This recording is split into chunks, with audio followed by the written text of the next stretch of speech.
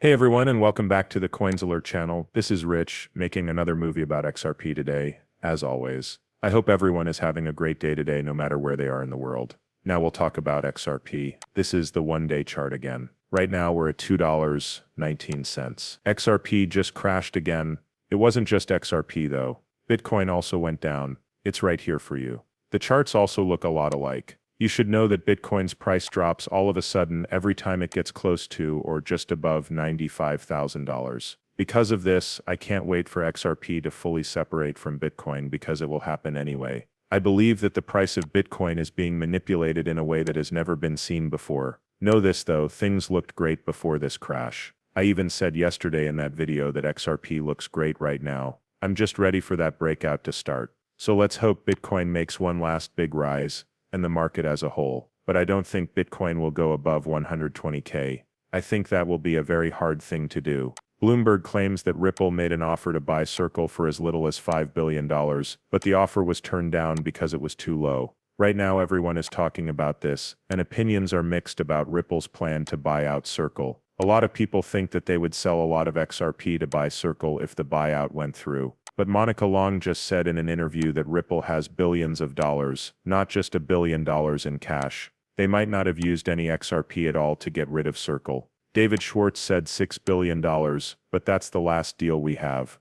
I want to know how much Brad is willing to spend to get Circle. Really, I believe it's only a matter of time before RLUSD moves above USDC. Also, Johnny Deaton said that if Ripple and Circle join forces, then buying will become a bank. People are interested in how high Brad Garlinghouse can go. Michael Arrington replied, "They are already a bank in every way that matters to me. He can see what I can see. It looks more and more like a bank every day." As I said, there's a good chance that Ripple could take the place of the Fed someday. But I believe that if Ripple had bought Circle, it would have been a very powerful move.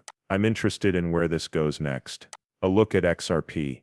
The price of XRP could drop by a huge amount if RLUSD only gets 10% of Citi's $1.6 trillion stablecoin prediction. Here's what they say then. They say that the price could reach $3.24 to $6.48 if 10% of the daily RLUSD value is bridged with XRP. The price could go from $6.48 to $10.80 if 25% of RLUSD trades are made through XRP. If XRP is used to cover 50% of the RLUSD volume, the price could reach $10.80 to $21.60. That's just by itself. That only fills in the $1.6 trillion stablecoin market estimate. Because safe coins are still popular, I think that market will get a lot bigger in the next year or two. They're making progress. To see how fast RLUSD is growing, just look at it. I really can't wait for that value to reach XRP's price. I think it will move things along very quickly, and then they will just keep going up from there. It will be fun to watch. That's from everything XRP. I thought this was a great thread, so I had to share it with you all. Ripple needs XRP to work. It doesn't just use it. Because of these 7 facts, Ripple needs XRP's value to go through the roof. Making money machine. 55 billion XRP are held in escrow by Ripple. That amount is now $2.22, which is a lot less. It costs $2.22 billion a month to sell just 1 billion XRP. That's not extra money. It helps with management, purchases, and growth. More power comes from having more XRP. Brings in clients. When it comes to cost and speed, big banks care. A high value for XRP makes Ripple's ODL more flexible, reduces friction, and brings in big banks like Amex and Standard Chartered. More trust means more clients. When the token is better, weapon of liquidity. To update the Nostro Vostro systems, ODL needs a lot of cash on hand. With XRP you can build a bridge. When it's stable and strong. When worth goes up, fewer tokens are moved, settlements happen less often, and the cost goes down. Okay, that's going to be the biggest problem because every day banks are going to send billions of dollars. For that to happen, XRP needs to be very expensive. Everyone has always thought that 100 billion tokens were too many. If 100 billion is enough to run on all of those Ripple lines every day, you're very lucky. That's the reason the cost needs to be high.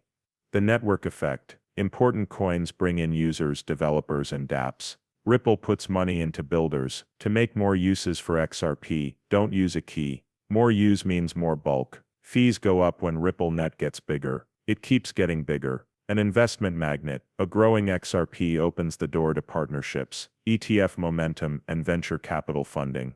Trees of Wisdom 2025. The filing of the XRP ETF isn't a fluke. It's a message. Credibility grows from value. Capital comes after trust. And right now there's a huge need for XRP. The desire from institutions is crazy. The price of trust maker XRP isn't just a guess. It shows that the tech can work. Trustworthy investments are what institutions want. With a strong XRP, Ripple can stop being called just a cryptocurrency and become fully business grade. Mode for competition. When you compare Ripple to Swift and Stellar, XRP gives Ripple an edge in terms of speed. With a valuable native token, Ripple doesn't just fight, it takes the lead. As a bonus, rules are important. Yes, the governmental drama over XRP isn't over yet, but it's getting harder to ignore as it becomes more valuable and widely used. The case for legitimacy is made by utility and desire. XRP needs to be very expensive because it will make Ripple stronger. Also, if XRP is very expensive, it will be even easier to make payments because it won't have to work hard to keep up with all the new transactions every single day. Then there's this Swift piece. Together, messaging and payment can be done with tokens. This is big. Now that we're at this point in digital payments, digital has pretty much beaten real, if you get what I mean. There will now be a fight between different types of digital payment tools though. Guy did say one thing about accounts, but there's another thing about them as well. All accounts are risks. Not every ticket is a liability. You should know that Bitcoin is not a risk. No one. It's not a promise to pay. You don't owe anyone anything. The object is something that can't be seen or touched. Some tokens are liabilities, like digital money from the national bank. It's a debt of the national bank. All of these people agree on one thing. We need to look into the token obligation theory. One of the things that makes tokens appealing is that they might combine messages and settlement into one. I think this is something that Swift members should really think about. In the Swift network, on the other hand, that would normally match up with bank payments or payments made from a local account. Messages, their duties, and set and settlement are all kept separate. The reason for this is that accounts are really just proof of double entry, but they also show how much one institution owes a depositor. This is what he means. Swift is only for messaging, but tokens make it possible to combine messages and settlement into one. This fixes the Swift system. That's what Ripple and XRP does. There is more than just messaging. There is closure in messaging. That's a big deal. When it comes to mixing messaging and money transfers, Ripple is the blockchain player with the most skills. A cryptocurrency that is accepted all over the world is needed for international operations. In fact, XRP will be needed for deals between countries. All of this is written down. They already know that XRP makes the Swift system work better. And everyone always says that RippleNet doesn't force people to use XRP. That is true. RippleNet is fast and cheap, but only up to a point. When you add XRP, it goes even faster and costs less. Once one bank starts using this, all the other banks have no choice but to follow suit. They have to do this, or they will fall behind. Because the person or group that uses RippleNet and XRP will destroy the banking system.